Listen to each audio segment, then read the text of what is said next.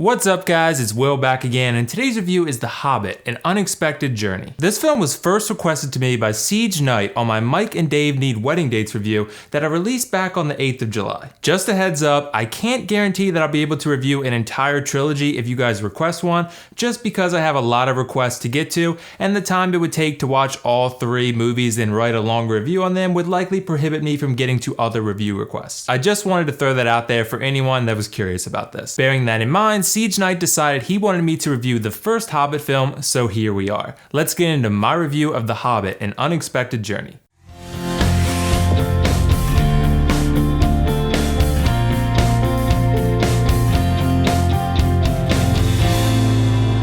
Okay, so The Hobbit, An Unexpected Journey is a 2012 fantasy adventure film that's the first installment in a 3-part film adaptation of the infamous 1937 children's fantasy novel, The Hobbit, written by J.R.R. Tolkien. This film was directed by Peter Jackson, and the Hobbit trilogy sort of acts like a prequel series to the Lord of the Rings trilogy, which was also directed by Peter Jackson. The Hobbit, An Unexpected Journey takes place 60 years prior to the Lord of the Rings events and follows main protagonist Bilbo Baggins, who's referred to as Frodo's uncle, but is actually his much older cousin according to the books. Well, good old Gandalf the Grey that we all know and love eventually arrives at Bilbo's door with an opportunity for an adventure. Bilbo eventually agrees to be a burglar and ultimately joins a party of 13 dwarves led by the great Thorin Oakenshield that are seeking to reclaim their homeland of the lonely mountain of Erebor that was taken from them by a dragon named Smaug, sometimes referred to as Smaug the Stupendous. So the rest of the movie is spent with our party of 13 dwarves, Bilbo and Gandalf the Grey,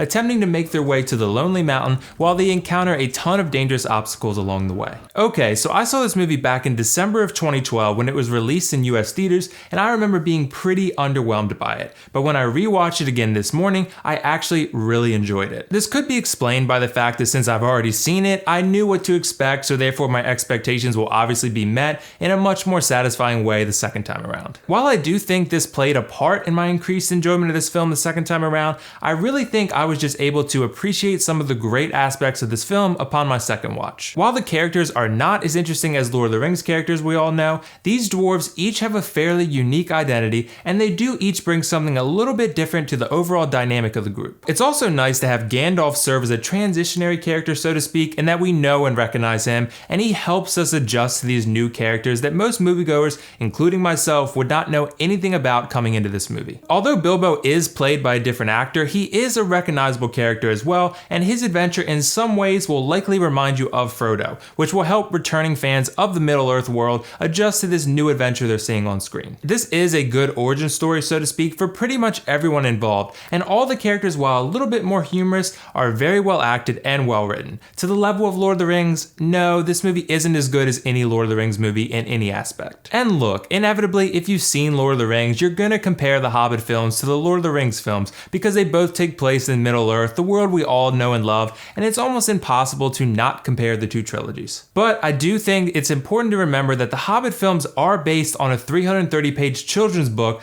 that, while serious in some regards, is definitely much more lighthearted than Lord of the Rings is. So I personally really enjoyed all the dwarves in this movie, but I mostly enjoyed their leader, Thorin Oakenshield, played by Richard Armitage. Thorin is a really strong and capable leader, but he's also really stubborn, and sometimes that stubbornness rubs some of the other party members the wrong way. He butts heads with either Bilbo or Gandalf in this film quite a bit because at times he can be too prideful. He was brilliantly acted though, and he was an awesome new character for me. Bilbo, played by Martin Freeman, who is this film's protagonist considering it's called The Hobbit, is also really good in this film. We didn't know too much about Bilbo in the Lord of the Rings trilogy, and in this first film alone we get a much better idea of his personality and just how capable and strong he is. He has some really funny scenes where he made me laugh, and he has some action scenes where I could feel the tension through his emotions and overall body language. I really enjoyed Martin Freeman as Bilbo in this film as a whole. I mean, it really should go without saying that Sir Ian McKellen was great as Gandalf in this film.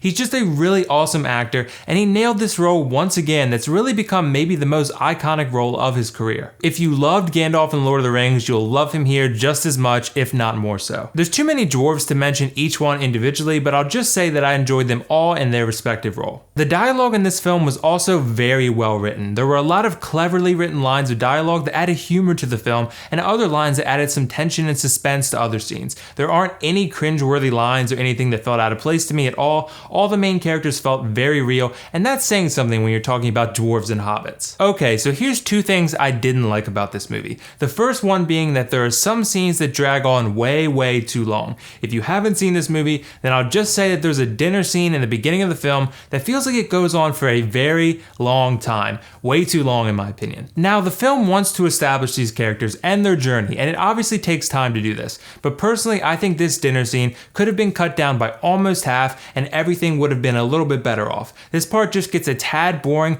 and I just wanted the adventure to get rolling a little bit. There's another scene like this later in the film that drags on way too long, but it's a key scene that I won't spoil here for you. Another thing I didn't quite love was the CG in certain spots. Some of the CGI characters looked a little fake and silly, and it just left a little bit to be desired in the visual department. I will say though that the visuals and overall scenery of this movie are absolutely fantastic as a whole. I know the movie was filmed in New Zealand, and some of the locations are truly breathtaking, and even the visuals that are primarily CG look absolutely lifelike and just awesome. The action sequences in this movie are actually very well done, but they definitely do feel much more outrageous than the Lord of the Rings battles ever did. Just bear in mind that these battle scenes are nowhere near as epic or large in scale as the Lord of the Rings ones were. These battles in this film are primarily very small in scale and more cartoony, if that's the right word. They're still exciting, but they are different, I'll just say that. I should also mention that there are a decent amount of characters from the original Lord of the Rings movies that play small roles in this Hobbit film.